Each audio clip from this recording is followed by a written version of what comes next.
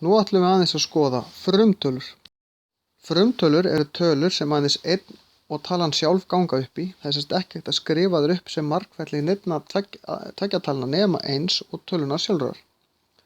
Tölur sem við getum skrifað upp sem margföldun annarra talna eru kallaðar samsettar tölur. Talan 1 er margföldunar hlutleysa. Sjálfur sér á skilgreiningin og frumtölu við 1, en 1 er í rauninni talin með í þessu af því hann er margföldunar hlutleysa.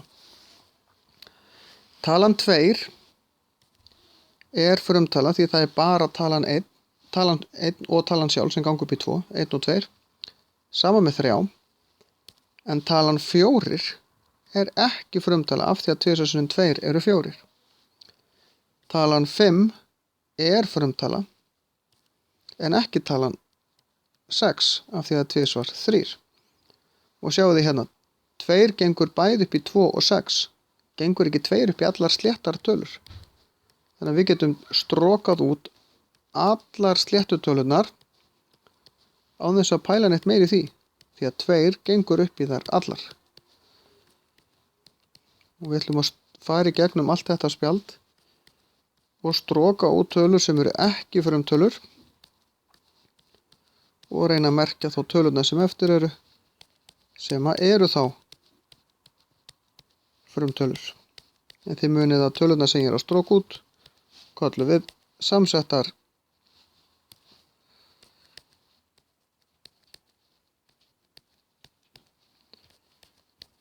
Þess að stróki ekki út vitleysa riti, svona. En talan 5 er frumtala, en hvaða tölur gengur 5 upp í? Jú, allar tölur sem enda á 5 og 0. Ég er búinn að stróka út 0 því það voru líka sléttar, en ég get strókað út allar tölur sem enda á 5. Af því að 5 gengur upp í þar allar. Síðan get ég strókað út tölur sem eru með sömu tölustafina eins, það er að segja eins og 33. Ég er búinn að stróka út 22 af því að 11 gengur upp í þar allar. Einu sinni 11 er reyndar frumtala, en hinar eru það ekki. Það er að segja 55 var búinn, 77 og 99, 88 var búinn. Talan 7 er frumtala, er engin önnur sem gengur upp í hana. 9 er ekki frumtala, 3 og 3 eru 9, 13 er frumtala, 17 er frumtala og 19 enga tölur sem ganga upp í það nema 1 og tölurnar sjálfar. 21 er ekki frumtala, 3 var 7 er 21, 23 er hins vegar frumtala, 27 er ekki frumtala, 3 var 9, en 29 og 31 eru frumtölur. Og frumtölur sem eru svona hlið við hlið eins og 29 og 31, bara ein sléttala á milli þeirra, köllum við frumtölu tvíbura. Þið þurfum ekkert að muna það. 37 er næst, hún er frumtala, en 39 er ekki frumtala, því að 3 var 13 er 39. 41 er frumtala og 43 og 47, en ekki 49. 7 sinnum 7 er 49. Svona höldum við áfram. 51 er ekki frumtala, 3 var 17 er 51. 53 er frumtala, en ekki 57, því að 3 var 19 er 57. 59 er frumtala, 61 er líka frumtala, það er aðrir frumtölutvíburar, en 63 er ekki frumtala, því að 3 var 21 er 63. 67 er frumtala,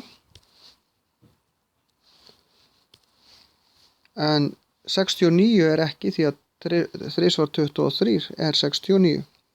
71 er frumtala og 73, það er enga tölur sem ganga upp í það. 79 líka frumtala, ekki 81 því að 3 var 17 er 81.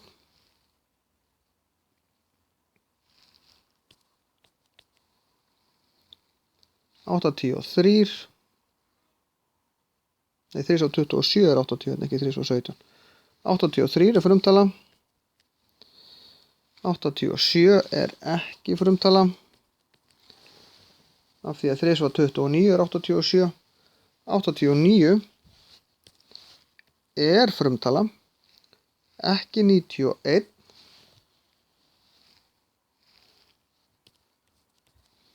93 ekki heldur, en 97 sem er síðasta talan okkar er frumtala.